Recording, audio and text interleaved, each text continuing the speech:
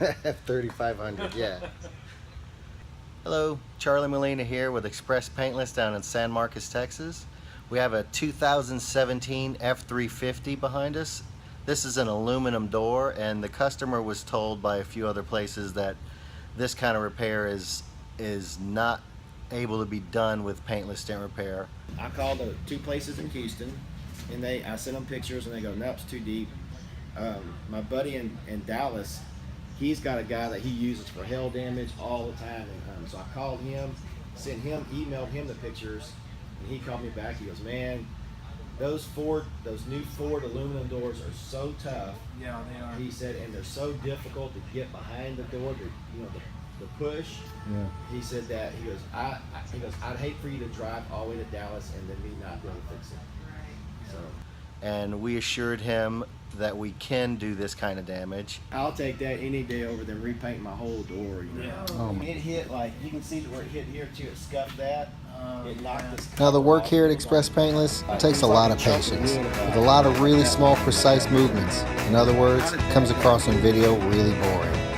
So we sped this up and dropped in some fun music just to help get you through it.